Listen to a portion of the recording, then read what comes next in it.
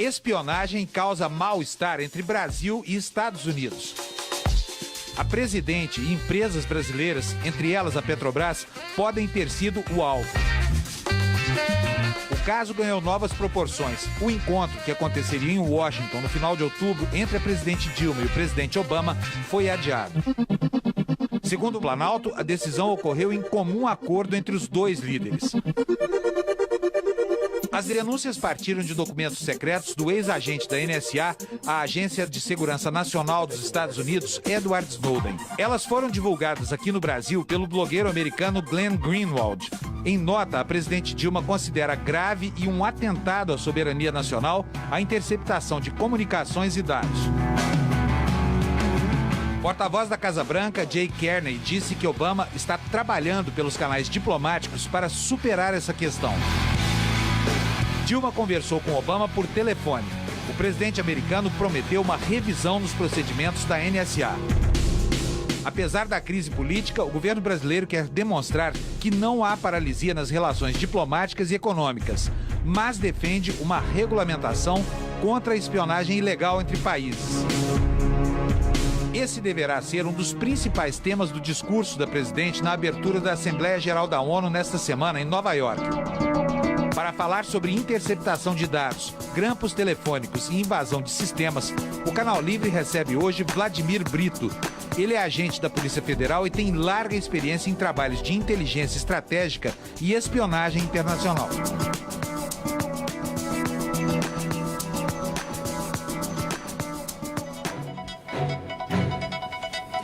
Boa noite, e para entrevistar o agente da Polícia Federal e pesquisador de inteligência Vladimir Brito, estão comigo no Canal Livre hoje os jornalistas Fernando Mitre e Sérgio Gabriel.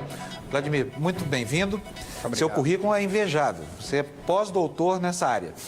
Na verdade, eu sou doutorando com algumas especializações e mestrado. Ok. Agora, a internet, quando se popularizou aí a partir do final da década de 80 e no início dos anos 90, foi anunciada como um grande pilar da autonomia e da privacidade, da realização pessoal. O quanto a internet é efetivamente segura no plano das individualidades? A internet é muito frágil, né? Sob o prisma dos indivíduos, né?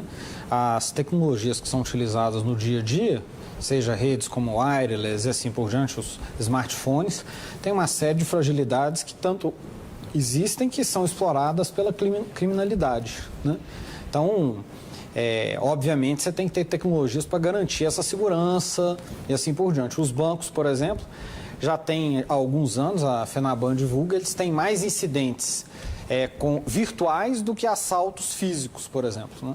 Quer dizer, quem tem vida digital não tem privacidade garantida. Essa que é a questão, né, doutor? Tem que se preocupar bastante, inclusive com os dados que você fornece e que você disponibiliza em redes sociais, porque muitas vezes eles estão mapeando o que é a sua vida, a sua rotina, quem é a sua família, né? Agora, quando se fala desse gigante, que é essa agência americana, a NSA, que espiona tudo que ela quer, inclusive a vida pessoal, né, do cidadão. Nos Estados Unidos eles tiveram problema, porque lá teve uma reação, né? A cidadania americana, quando se trata da questão interna, reage de uma maneira. Agora, quando se trata dessa guerra internacional de informações, esse monstro eficiente que é a NSA leva uma vantagem desgraçada sobre todo mundo. Eu fico imaginando que condições nós teríamos de resistir a isso. O senhor acha que nós demos já algum passo no sentido de nos proteger? Na verdade, são três questões, né, que você colocou. Em relação à questão da internet, ela foi uma estrutura criada pelo governo norte-americano, né? Quem, por exemplo, o TCP/IP, que é o principal protocolo da internet, foi disponibilizado pelo Ministério da Defesa. Depois de milhões de dólares em pesquisa, imagina uma instituição dizendo, não, tome para vocês podem usar.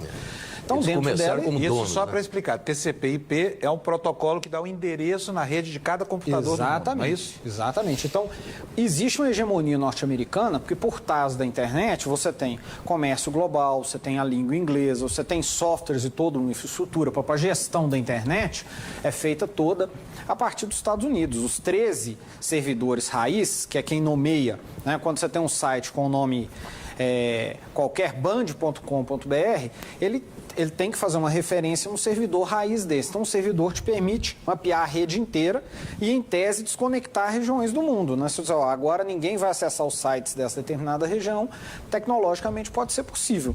E o controlador da rede, só para o exatamente. E esse são os Estados Unidos. O controlador da rede, em grande parte, embora você tenha organismos multilaterais, de fato, em grande parte.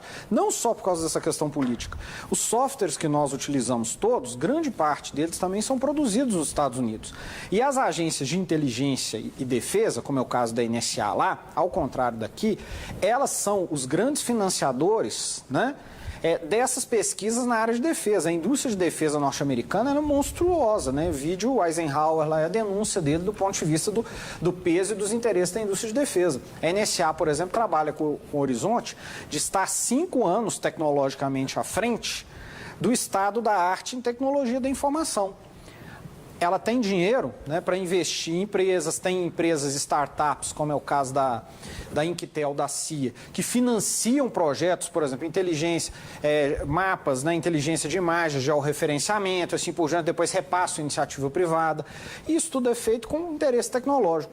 Então, essa hegemonia na rede, né, há poucos dias atrás, o New York Times disponibilizou um arquivo que foi também divulgado pelo Snowden, mostrando supostamente o orçamento da NSA só para poder financiar empresas de criptografia, em que ela compraria a tecnologia das empresas, permitiria que elas continuassem vendendo, né, a sua tecnologia como segura para o restante do mundo, mas ela teria portas para poder acessar o conteúdo daquilo que está criptografado. É como se eu comprasse a senha. Só para o telespectador entender, a criptografia, na verdade, é onde estão os segredos, né? Criptografia são instrumentos que você tem para baralhar, né? Então, vamos imaginar que eu tenho uma carta, eu tenho uma chave que baralha aqueles dados em zeros e uns, em dígitos, né, em bytes, e depois só quem tem a outra chave consegue desembaralhar para poder entender. Então, teoricamente, se alguém interceptar a minha comunicação, não vai entender nada, porque vai ver zeros e uns ali. Não vai ter sentido. Quer dizer, hoje eu compro essa criptografia, mas o Estado americano já sabe como desvendar esse código. Ao que tudo indica, né, por esse documento, e por se saber que que o grande papel da NSA, além de interceptar, é decriptar, né, que é onde está a informação mais valiosa, o que tudo indica é o seguinte: vários softwares podem ter passado por isso. E aí a pergunta: como eu sei o qual é de confiança e qual não é de confiança? Como? Difícil, porque uma vez que o software é compilado, né, o software, enquanto o programador está mexendo, a programação é a linguagem que o ser humano entende, né, que você tem variáveis lógicas, mas que o ser humano entende. No momento que você apertou o botãozinho no programa e compilou aquele dado, ele vira só bits, zeros e uns, você não consegue mais compreender o que está lá dentro.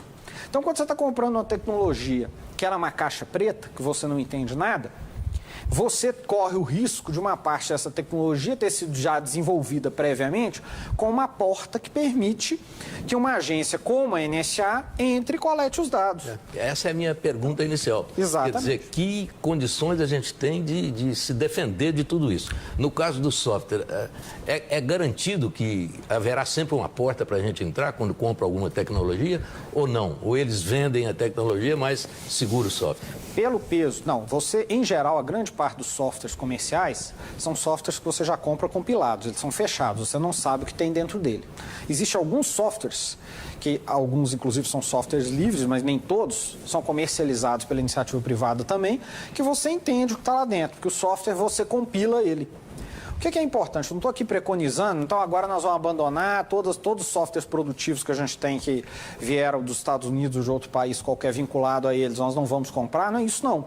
Mas tem alguns lugares, nós vamos entender o que é fato. Fato é, a princípio, a NSA compra softwares de criptografia e intervém sobre vários outros, porque ela tem um peso econômico muito grande, ela e o Departamento de Defesa norte-americana, sobre essa indústria de TI. O computador foi criado da disputa da Guerra Fria da área de inteligência. Então, vamos imaginar que eu sou do setor de desenvolvimento de tecnologia da Petrobras, eu estou desenvolvendo toda a nossa bagagem, o background lá de prospecção em águas profundas, né? 20 ou 30 anos de pesquisa, bilhões e bilhões de dólares, né, envolvidos nisso. E uma grande vantagem comercial para a Petrobras, vide inclusive o próprio pré-sal, que foi possível por causa disso. Eu posso me dar o luxo de colocar essas informações num local, sabedor disso, colocar essas informações num lugar que elas possam ser acessadas? Muito provavelmente não. E o que eu faço? Aí entra a jornada, que, na minha opinião, não vão ser respostas rápidas, né? Nós estamos num paradigma tal qual os americanos, quando acordaram com os russos no espaço, né? Nos acordamos e o mundo girou e está à frente. Nós temos que ter um projeto aqui que envolve não só a tecnologia, como a própria organização da atividade de inteligência no país.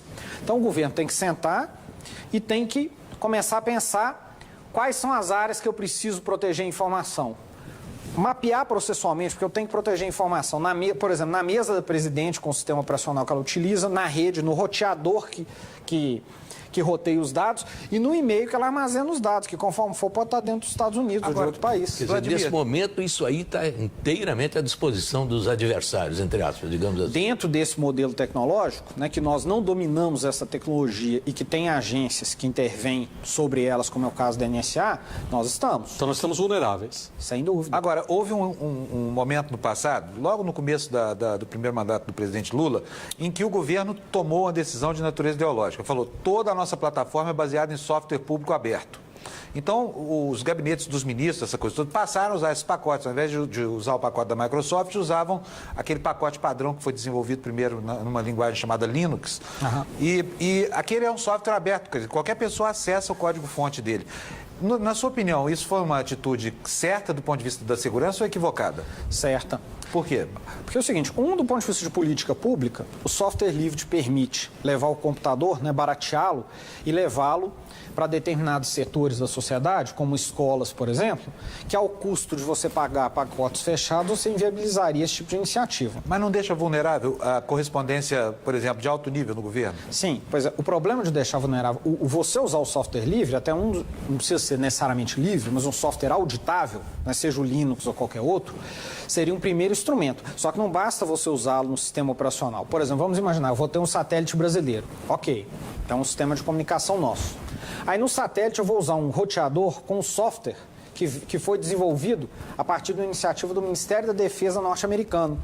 Quem me garante que não tem uma porta, né, nesse roteador que vai transmitir informações ou vai permitir o acesso às informações que estão passando por lá para uma agência como a NSA? Então, algumas áreas que são sensíveis... Como se fosse um vírusinho que fica rodando ali. É como se fosse uma porta que você se conecta a ela. Opa, deixa eu ver o que está passando aqui dentro. Aí eu tenho uma portinha que eu abro, olho o que eu quiser e você já entrega assim? Eu já tenho a chave. É como se fosse assim, é uma tecnologia que eu domino, ela é minha. Eu já fiz com uma porta e entreguei para você. Eles não sabem. Eles compram... Opa, beleza, o software está fluindo aqui. Você tem a chave, entra, abre, olha quando você quer, fecha, sem que eles percebam que você está olhando.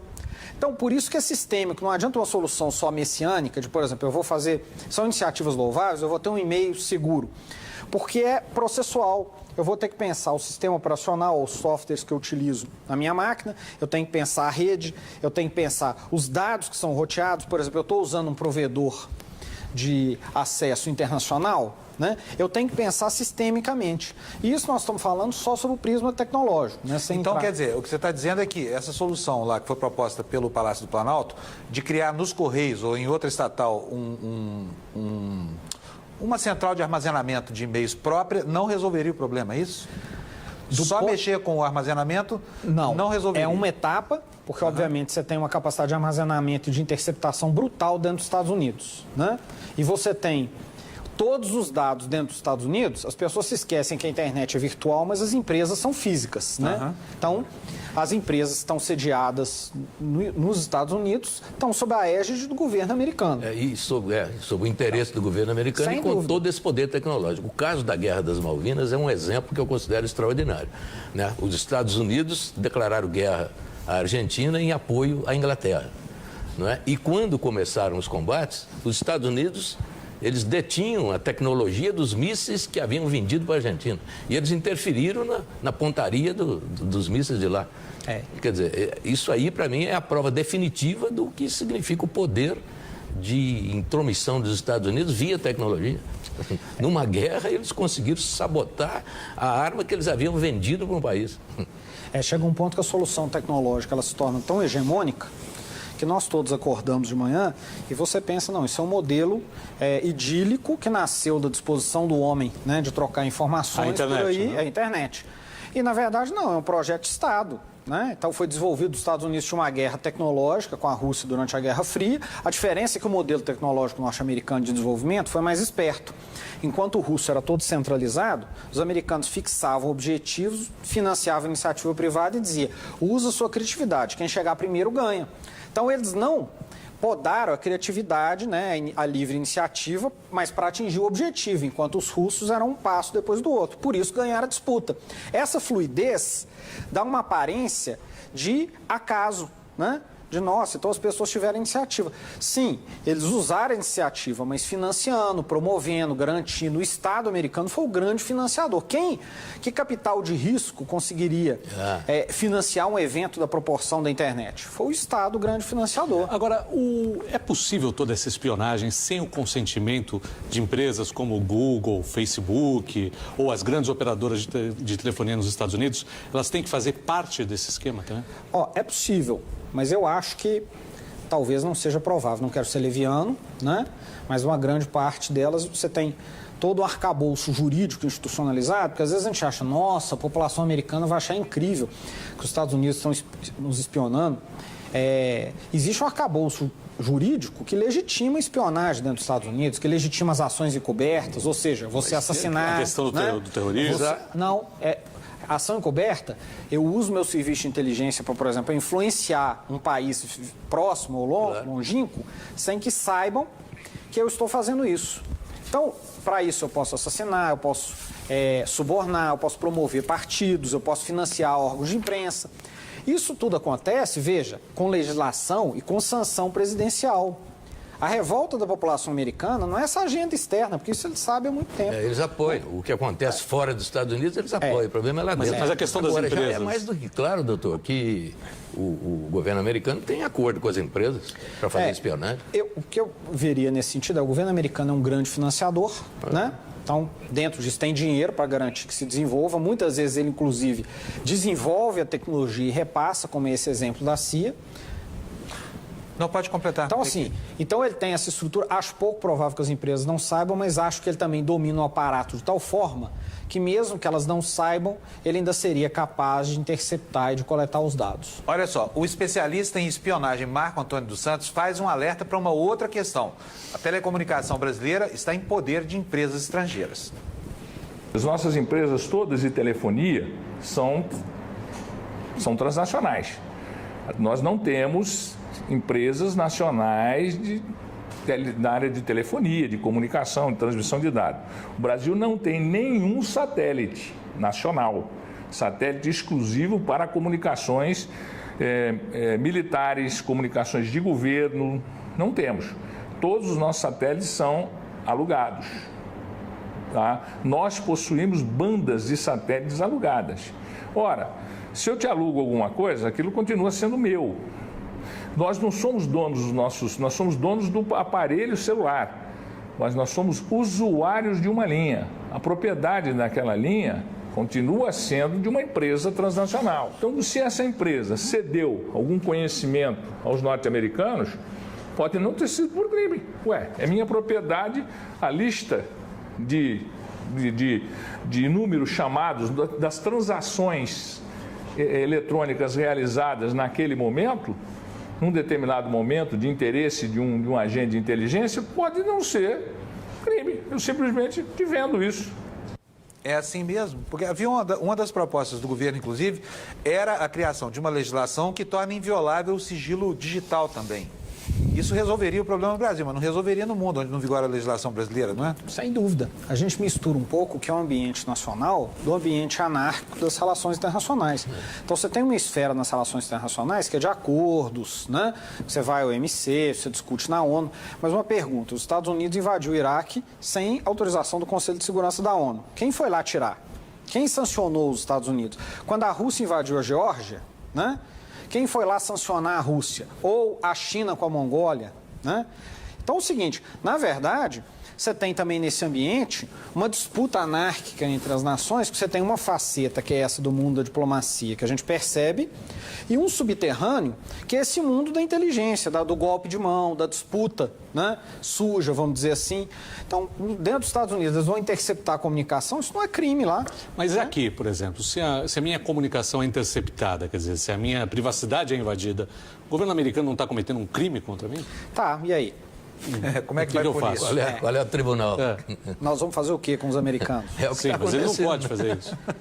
Aqui. Né? Ele não pode fazer aqui, mas e daí? Mas é que é feito lá, né? Porque Assim o crime como é o Bush desse não território. deveria ter invadido o Iraque. Ó, ele não poderia usar drones para poder assassinar pessoas, Claro. sendo que vão várias outras junto dentro do Afeganistão. Mas ele tem poder para fazer isso. Nessas relações internacionais, uma esfera delas é eu posso, o critério é eu posso. Não é eu não deveria, o mundo vai achar ruim. A gente esquece que o garantidor supremo, né, das leis é o Estado. E o Estado tem um monopólio do exercício da força. Então aqui o garantidor da Constituição, das leis, é esse monopólio. Internacionalmente, você não tem um Estado supranacional garantidor de direitos. Você tem as potências que ora decidem intervir numa zona de influência, ora não decidem. Então, uma esfera você consegue no diálogo, né, na propaganda. Uma parte delas é exercício de disputa de força. E os Estados Unidos dialogam até um certo ponto. Né? É só ver os Depois Estados não Unidos. dialogam mais. A CIA, por exemplo, tem um documento que é na internet, eu usei na minha pesquisa de mestrado, que é uma estação, que é uma espécie de equipe móvel da CIA. Isso é o que eles chamam de cabo, né? Um documento, um relatório que ia por cabo, relatando que o golpe militar ia sair no dia seguinte, a partir de Minas Gerais, que São Paulo apoiaria, o Rio de Janeiro poderia ter confronto. Falou em 64, né? 64, pré-64, um dia antes. Ou né? seja, a sociedade da informação nem em sonho existia. É, exatamente, mas você vê que a agência operando aqui dentro e mais, completamente imbuída do que acontecia. Então, mas aí o que eu lhe pergunto é o seguinte, quer dizer, com tantas informações coletadas no mundo, como que os americanos não previram o que ia acontecer no 11 de setembro? Na verdade é o seguinte, porque aí entra a dimensão humana. Vamos pegar... Você tem um aparato grande, diversas vezes ele é eficaz, por quê? Porque inteligência, quando funciona, você não fica sabendo, né? Se ela previu e desarticulou o esquema antes dele nascer, ele não vira nem incidente público, né? A agência neutralizou. Você percebe a inteligência em grande intensidade, numa parte dela, quando ela falha. Então, os Estados Unidos é a maior potência do planeta, tem que lidar com ameaças de toda parte, e nesse caso em particular, vamos pegar o Afeganistão, qual é das dificuldades americanas? Linguajar, né, o Pashtun, por exemplo, você tem pouquíssimos intérpretes sobre isso. Tribos que se reúnem e não utilizam aparelho celular há milhares de anos, né? Aí, como é que você consegue infiltrar, né? Como é que você consegue colocar um agente no meio desse, que é familiar, que as pessoas se conhecem há décadas? Então, a dificuldade é isso, porque, na verdade, não é uma garantia de previsibilidade de tudo, mas os Estados Unidos já conseguiram, com certeza, antecipar diversas situações pelo aparato de inteligência que eles têm. No caso do 11 de setembro, eles chegaram a detectar sinais, mas não concluíram o raciocínio. Não conseguiram concatenar, porque o volume, o universo de dados é brutal. Então, nós temos aqui um depoimento do ex-ministro da Fazenda, Rubens Recupero. Ele foi embaixador do Brasil lá em Washington no início dos anos 90 e vai falar aqui das vantagens que ele tirou de monitoramentos telefônicos feitos justamente pelo governo norte-americano. Vamos ver. Uma curiosidade que eu teria realmente é que se encontrou alguma coisa específica nessa investigação que denote um interesse particular no Brasil, porque eu acho difícil de encontrar uma explicação para isso. Eu, quando fui embaixador do Brasil em Washington, eu parti com uma hipótese de trabalho que tudo que eu mandava por telegramas ou que eu falava ao telefone podia ser violado pelos americanos. Então, eu até usava isso em proveito nosso. Por exemplo, certas coisas que eu não poderia dizer porque seriam consideradas impertinentes, que eram queixas nossas. Por exemplo, eles não reconheciam o governo de Angola, com o qual o Brasil mantinha muito bom relacionamento, né? E queriam que nós reconhecêssemos o do Haiti, que era favorável a eles. Então, eu usava amplamente as comunicações telegráficas e telefônicas para mandar um recado, porque eu sabia que eles estavam ouvindo. E eu acho que essa é uma boa tática, né? Usar para se comunicar com eles. Realmente é uma boa tática. Agora, o Rubens Barbosa, outro ex-embaixador brasileiro em Washington, conta que ele foi espionado. A embaixada brasileira foi espionada. Descobriu que tinha um cabo ligando diretamente ao Departamento de Estado, né? É uma coisa comum, tipo assim, a visão dele respeitando o ex-ministro, mas, por exemplo, ele controlava o que ele dizia. E os outros 50, 60, 100 pessoas da embaixada que às vezes participavam do processo decisório, né? E que também têm acesso à comunicação. E o ambiente, porque é comum também as embaixadas existir interceptação ambiental dentro delas, né? Por fim, essa questão se nós temos informação para proteger ou não, eu acredito que o Brasil tem um desenvolvimento tecnológico grande em determinadas áreas. Nós somos uma economia com grande peso no mundo, não é à toa, né? Mesmo commodities, alguma agricultura, você tem pesquisas da Embrapa que agregaram valor. Você tem o processo de desenvolvimento submarino nuclear. E, além disso, você tem um processo decisório do Estado. Imagina o que é o Brasil como um ator regional. Ele vai intervir no OMC, na ONU, e de antemão o outro governo sabe a estratégia da Dilma, né? Sabe a estratégia do Ministério das Relações Exteriores ou dos nossos negociadores. É óbvio que é uma vantagem, até porque para construir e manter esse aparato, os americanos gastam dinheiro, né? Os americanos têm um ditado que não existe almoço grátis, né? Eles não estão disponibilizando isso tudo para nada. Mas nós estamos engatinhando demais ainda, né? Por exemplo, não temos um satélite, nós usamos todos os satélites alugados, no caso da telefonia e da internet. O Brasil precisaria do quê? De 1 bilhão para ter um satélite? O preço seria esse? Seria. E, na verdade, nós, desde os militares, nós não temos uma política nacional de informação. Qual é a nossa agenda informacional? Onde nós queremos chegar como nação? Mesmo utilizando tecnologias de outros países, mas entendemos e nos situando nesse mundo. Nós não nos situamos. Minha orientadora, a professora Marta Kerr, do doutorado, tem uma pesquisa mostrando que a França, por exemplo, que já teve uma política informacional ousada, com o Minitel, inclusive, também foi sendo esmagada, né? O Minitel é o bisavô da internet lá. Exatamente. É o videotexto, né, aqui no Brasil. Só que no momento que o Estado perdeu a condução disso, ele passou a ser um seguidor da tecnologia de outro. Não, você não tem que utilizar as melhores tecnologias, mas eu tenho que me situar diante delas. Nós compramos um pacote fechado como se fosse uma miríade, né, de soluções positivas sem nenhuma contradição. E nós estamos vendo que não é. Ô, Vladimir, nesses tempos aí de espionagem eletrônica, espionagem pela internet, o espião, o ser humano, o espião, ainda tem um papel importante nisso? Sem dúvida. Normalmente, as agências de inteligência operam no mundo todo sob cobertura diplomática. Então, por exemplo, o agente da CIA mesmo, ele vai vir no Brasil como segundo secretário de Relações de Assuntos Culturais, ele vai ter funções subalternas dentro da embaixada. Não só ele, né? Inteligência russa, israelense, assim vai. Esse cara, um dos objetivos dele é o quê? Recrutar dentro do Estado brasileiro, dentro da iniciativa privada. Então ele pode recrutar, tanto ganhando a pessoa ingenuamente para a perspectiva de mundo norte-americano, e que o que ela está fazendo não é nada demais, quanto muitas vezes pagando, né? Suborno mesmo. Subornando. Cá entre nós, num país que a corrupção é endêmica, que ela permeia várias instituições, né? Se o sujeito vende, às vezes, merenda escolar estragada, né, como a gente já viu algumas operações por aí, afetando crianças da nação dele, imagina segredos de Estado, que são abstratos ali, que às vezes não vai ter efeito imediato. Então, com certeza, né, embora não tenha aparecido nesse vazamento de informação, com certeza existe esse tipo de atuação. Ou seja, tem gente ali trabalhando nas altas esferas da administração, provendo informações para esses funcionários. Se não existe, né, que é difícil prever, existe com certeza uma tentativa sistêmica dessas agências, porque me diz, o que é mais relevante? Um e-mail da Dilma, que de vez em quando ela manda, né, da nossa presidente, ou alguém na antessala dela, ou próximo, dentro do processo decisório, que tem acesso a esse fluxo de decisões. Que fala com o poderoso, né? A pessoa que fala com o poderoso fica uma pessoa e assim preciosa. Diversas instituições. A tal da contra-espionagem, a própria inteligência britânica foi completamente infiltrada pelos russos na década de 50, em que eles recrutaram estudantes de Cambridge, que ficou conhecido como quarteto ou quinteto de Cambridge, porque tinha sua suspeita que tinha mais um.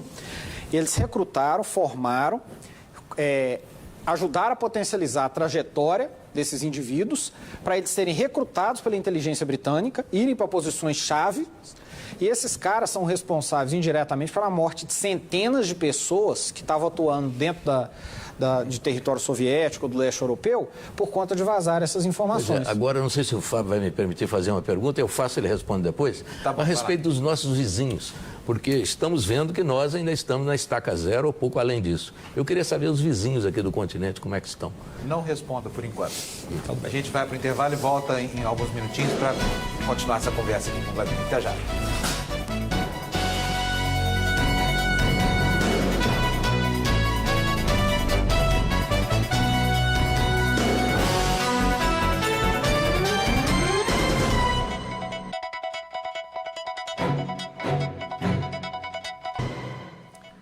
Estamos de volta com o Canal Livre, que esta noite recebe o agente da Polícia Federal, especialista em inteligência, Vladimir Brito. No segmento anterior, o Mitre deixou uma pergunta. Mitre, você pode repetir, por favor? Eu queria saber sobre o Brasil em relação aos vizinhos. Como é que nós estamos e como é que estão os vizinhos? Há algum desses países que esteja numa posição mais evoluída do que o Brasil, em termos de condições de espionagem tecnológica?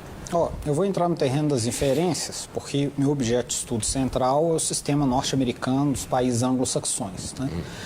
Eu não vejo uma política por parte do Brasil, até pelo aparato de inteligência que ele tem, que objetiva a espionagem dos vizinhos, só o levantamento de informações sobre os vizinhos. Sinceramente... Mas deveria, né? Se tivesse, a gente saberia que por exemplo, o Evo Morales está pensando em aprontar daqui a pouco. Pois é, eu diria que com fontes abertas, porque a espionagem ela é intrusiva, 90%, 95% da coleta das organizações de inteligência, você tem disponível com a imprensa, com o trabalho da imprensa livre. O que é espionagem? É a partir do momento que eu tenho interesse, muitas vezes obscuro, e aí eu vou invadir, aí eu vou usar técnicas ali dentro que não são muito respeitáveis. Então, o Brasil usar fontes abertas para saber o que outros atores estão fazendo internacionalmente, isso não tem nada a ver necessariamente com espionagem, embora seja inteligência, né? Embora seja inteligência. Então, eu acredito que não é tanto pelo desenho institucional, né, quanto pela política de Estado brasileiro, política espionar esse país. Acho que o impacto que o governo brasileiro está demonstrando, que você não vê em nenhum outro país, é um impacto sincero, ou seja, de que a nossa sociedade, nós todos estamos vivendo agora, né? Quer dizer, mas nós somos os principais alvos, né? Principais alvos, né, do governo americano, pelo menos na América Latina. E nós acordamos para esse mundo agora, né? Às vezes se diz, a União Europeia não está tendo essa reclamação toda, lógico, as instituições de espionagem externa lá existem desde o início do século XX, quando foram institucionalizadas. Espionagem sempre existiu. Aparato de inteligência dentro do Estado é uma criação do início do século XX.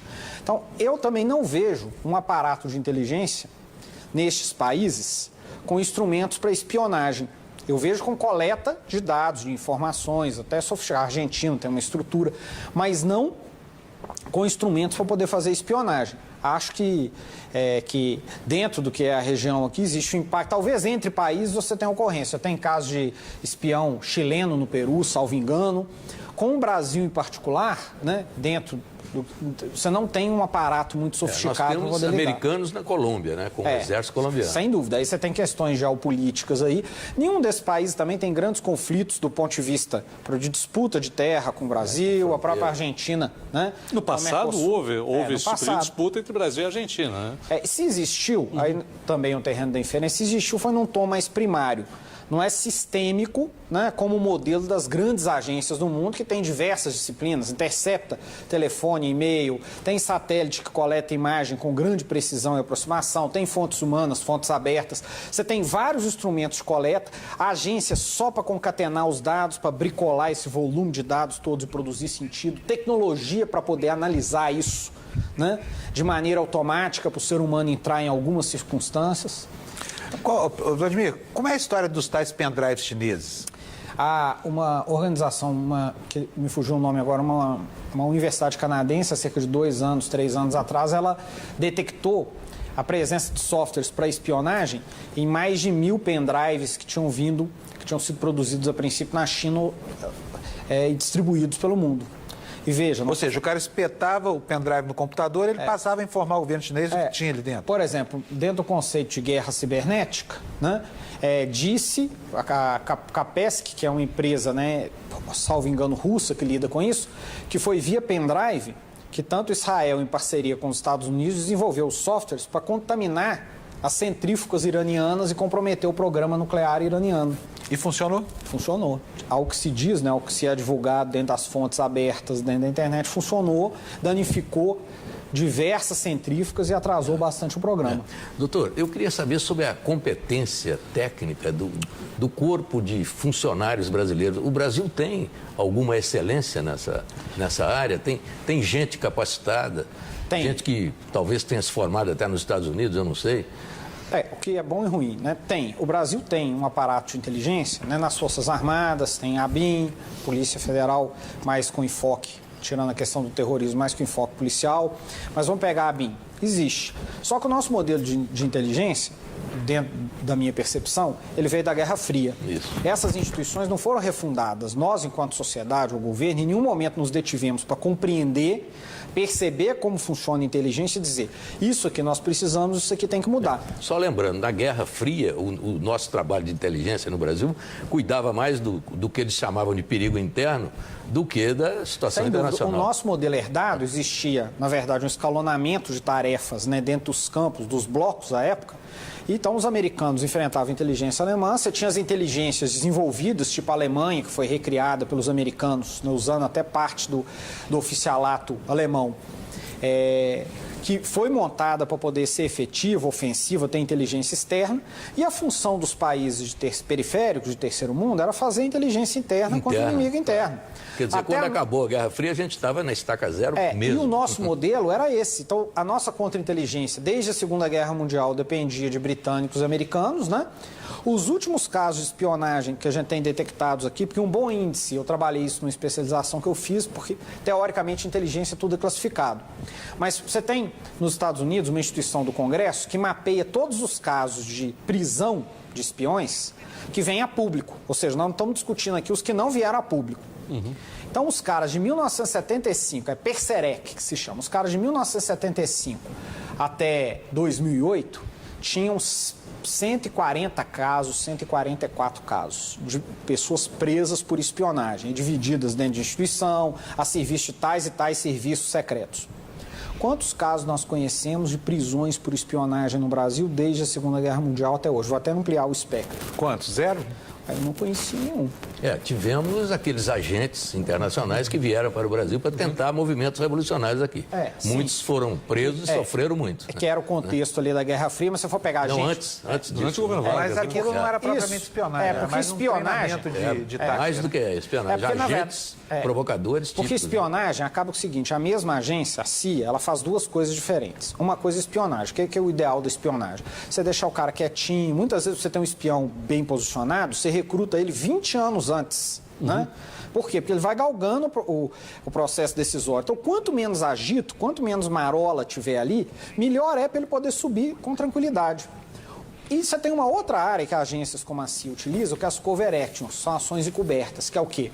Que é você atuar dentro de um outro país para, por exemplo, influenciá-lo ou desestabilizá-lo. Então, eu faço assassinato, eu financio guerrilha, eu faço propaganda encoberta, ou seja, eu propagando algo que não sabe que eu fiz. Então, assim, são diferenças. Existiram ações encobertas dentro do Brasil, talvez durante o período da ditadura? É provável. E antes, né? Isso. Espionagem... Para implantar a ditadura também. Pois é, agora, espionagem, gente dentro do aparato do Estado, da iniciativa privada, de empresas estratégicas, está lá quieto fornecendo informações, pode, obviamente, existir nos marcos do nosso serviço de inteligência, acredito que deva ter existido, sem ter sido divulgado. Mas pegando um índice público, como existe esse norte-americano dos mais de 140 casos, nós não temos nenhum que foi levado à justiça, processado, pelo menos eu não conheço. Olha, nós estamos falando em violar sigilo, subornar a gente, nós não temos nenhum registro disso. Agora, essas todas são técnicas de espionagem, né? São. Depois eu tenho aqui mais uma intervenção do Marco Antônio dos Santos, esclarecendo para a gente por que para muitos espiões nada disso constitui crime ou violação. Vamos ver. Espionagem é crime? Qual é o crime? O crime de espionagem só é previsto no Código Penal Militar em tempo de guerra. Você tem que pegar o espião, quem vai fazer a contra-espionagem, que é uma operação de contra-inteligência, tem que pegar o espião em um crime comum.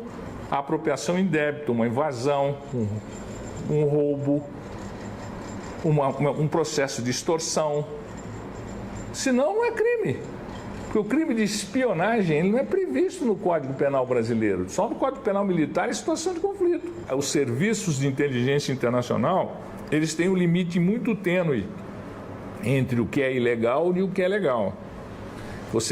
Quem opera a inteligência, por isso que eu chamo inteligência de um grande jogo, você tem que ser habilidoso o suficiente para não transpor a fronteira da ilegalidade. O Marco Antônio foi do Serviço de Inteligência do Exército Brasileiro. Nós vamos agora para um pequeno intervalo comercial, o último do programa. Voltamos já para continuar a nossa conversa com o Vladimir Brito. Até já.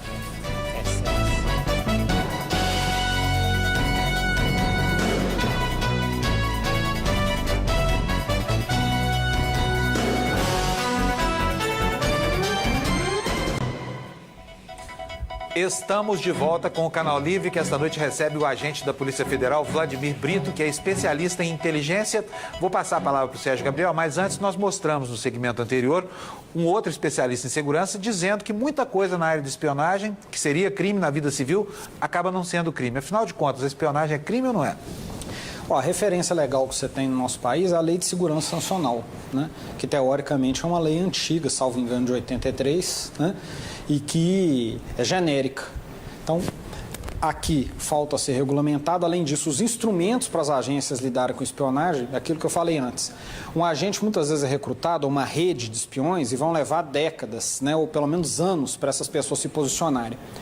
Então, muitas vezes, um instrumento, que você tem que usar instrumentos invasivos para acompanhar essas pessoas. Mas como é que as agências brasileiras, a ABIN, as Forças Armadas, a própria Polícia Federal, vão interceptar uma organização dessa se ela ainda não estiver realizando crime em território nacional? Porque é justamente o que ele colocou, espionagem no genérico ocorre com algum fato concreto. Então, nossa legislação é vaga e uma outra referência que ele fez, na minha opinião, muito positiva é pode inclusive ser crime aqui, mas no outro país não, né? Vladimir, a gente está aqui falando de Estado, de governos, de empresas. Eu queria te perguntar, como que um cidadão comum, que tipo de atitudes ele pode ter para evitar ser espionado? O que ele precisa fazer no dia a dia dele, no uso da internet, no uso do telefone celular? Existem instrumentos para que ele possa evitar a espionagem? Ou ele só tem que se conformar? Tem que se conformar que ele será espionado. Se for uma espionagem, né, de uma organização criminosa, espionagem da mulher querendo saber se ele tem um amante, assim por diante, se ele usar os instrumentos de criptografia que você tem por aí, se ele evitar disponibilizar conteúdo demais dentro das redes sociais, se ele limpar, né, os dados dele dentro do computador quando ele sair, se utilizar softwares de acesso anônimo, né, que não permitem registrar o endereço da sua máquina quando você vai, ele vai ter medidas razoavelmente preventivas. Se ele for um objeto, né, de análise do Estado norte-americano, realmente... Aí ele está perdido. O celular. Os smartphones, por exemplo, é NSA, já foi publicizado, inclusive pelo New York Times, ela possui tecnologia para acessar todos completamente. Ou seja, nós temos no celular um grande espião, porque a qualquer momento você está localizável. A sua posição precisa no globo está ali. Qualquer pessoa localizada. GeoInt, que é a inteligência geográfica, né? Os celulares, os smartphones em particular, são um achado. É um araponga. Né? Porque ele sabe onde você está. Né? Alguns, por exemplo, a Chechênia, na época que existia insurgência contra os russos, se diz, né, disponibilizaram essa informação em fontes abertas, que os americanos disponibilizaram as coordenadas do principal líder checheno, que me desculpe, me fugiu o nome agora, porque fazem muitos anos, para que ele fosse morto por um míssil russo. Né? Isso nós estamos falando... Enfiaram um míssil no ouvido dele. Exatamente. Não sobrou muita coisa, não. É isso. Doutor, deixa eu fazer uma pergunta. Nós estamos aqui falando de todo esse aparato americano, de tudo que eles podem fazer e que fizeram aqui no Brasil e tal. A impressão, eles têm 16 agências, se não me engano. O Estado Unidos tem 16 agências. Agora estão criando um novo centro de armazenamento de dados, que é um negócio brutal, enorme, né, numa dimensão que ainda não se conhecia. Eu me pergunto, tudo isso que nós estamos conversando aqui é apenas a ponta do iceberg? Não deve ter muito mais, mas muito mais do que isso sendo sem dúvida, acontecendo, e a gente não tem a menor noção. E há muitos anos, para o acordo chamado OCUSA, vamos dizer assim, né, num português chinfrim, na tradução chinfrim, que seria o United Kingdom, é o United States, né? Ou seja, o UK da Inglaterra e o USA dos Estados Unidos.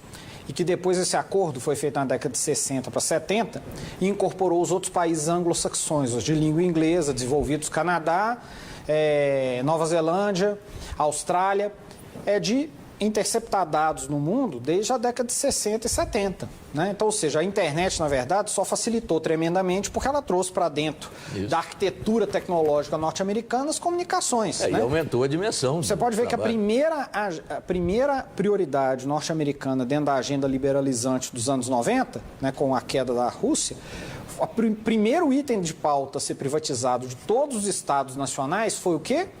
As telecomunicações. Agora, Exatamente. uma curiosidade aqui. O que aquela centralzinha de espionagem da NSA em Brasília captou de verdade do governo brasileiro? Dá para saber? É difícil, assim, você pode inferir. Eu imagino que todas as comunicações formais, a NSA tem tecnologia para ter invadido as redes todas e ter acessado grande parte das comunicações do governo. Inclusive as telefônicas, de voz? Sem dúvida. Ou só metadados, que são as informações sobre o horário, local? Metadados, porque assim, vamos entender, a NSA é educada dentro dos Estados Unidos, então ela é comandado judicial, porque existe a Constituição americana, ela não é doida, né? Ela forçou ou não forçou as empresas de telefonia a dar os metadados, ou seja, informações de hora da chamada, quem chamou para quem, assim por diante. Sem Mas conteúdo. sem o áudio. E que a população americana, sem o conteúdo, e que a população americana, uma parte da população americana achou um absurdo. Mas isso tudo é com autorização legal. Aqui, ela não vai pedir autorização legal porque ela está claro. espionando. Agora, eu perguntaria, doutor, seria necessário um centro da NSA em Brasília? Para quê? Dependendo do tipo de tecnologia que eles estão utilizando, se não é captável à distância, se você tem que ter, é mais mecânico, você tem que às vezes interceptar fisicamente alguns locais, você tem distância geográfica, né? Por Entre exemplo, os a comunicação de voz no telefone celular. Que ela está limitada a uma determinada região. Por exemplo, conforme o caso, conforme o tipo de chamada. Então, você tem uma arquitetura tecnológica, vamos dizer assim, um quebra-cabeças tecnológico, que eles vão solucionando, né? Que eles vão montando a tecnologia oposta para captar as informações de acordo com o contexto. Com certeza, se teve uma estação aqui, é porque existia uma necessidade tecnológica do tipo de dado que eles conseguiam cobrir, que eles não cobriam à distância. Havia uma razão. Agora, doutor, a sua percepção, pessoal, você acha que em quanto tempo o Brasil já pode ter dado um primeiro passo concreto no sentido da sua proteção, quer dizer, da nossa proteção? Se o nosso país não ficar naquele populismo tradicional, né, da solução messiânica de curto prazo, e analisar, perfeito, nós acordamos num mundo que é mau, né? Nós achamos que era idílico, mas vimos que o buraco é mais embaixo. Nós vamos lutar politicamente, anunciar na ONU, discutir isso tudo, mas nós temos que pelo menos nos precaver. Então é criar uma agenda para entender quais são os locais que são sensíveis, que tipo de tecnologia eu tenho que ter, né? Como é que esses atores atuam. Meu sistema de inteligência funciona?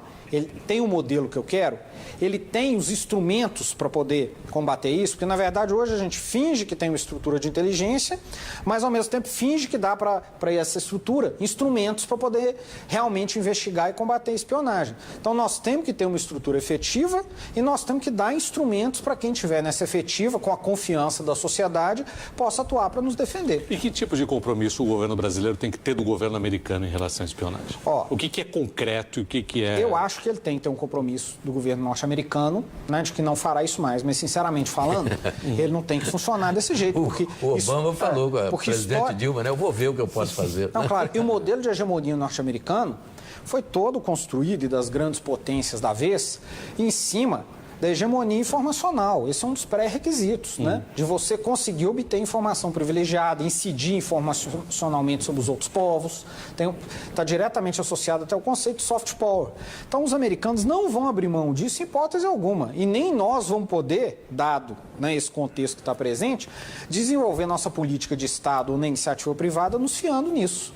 Vladimir, eu tenho aqui segundos só. Eu queria um jogo só de sim e não com você, para desmistificar algumas coisas. Skype é seguro e inviolável? Não. Gmail, Hotmail, essas coisas? Não. Nada disso é seguro nem inviolável? Em relação ao aparato de Estado norte-americano, não. Ok, muito obrigado. Antes de terminar, você tem 1 minuto para suas considerações finais. Muito obrigado.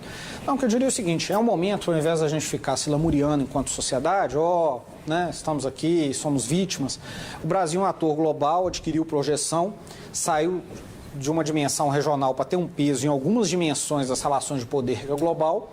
Então, o que nós temos que fazer? Perfeito, nós estamos nessa situação, vamos entendê-la E como toda nação, né, que adquiriu um peso em um determinado momento, vamos construir uma agenda para não permitir que a nossa sociedade e o nosso governo, a nossa iniciativa privada, fique à mercê desse tipo de situação novamente. Eu acho que esse é o grande desafio que o governo tem agora e que nós, enquanto sociedade, temos no sentido de estar cobrando. O Canal Livre de hoje está terminando por aqui. A gente agradece a presença do agente da Polícia Federal, Vladimir Brito, e também dos meus colegas Fernando Mitre e Sérgio Gabriel. Uma ótima semana, a gente se encontra aqui no domingo que vem. Até lá e boa noite para você.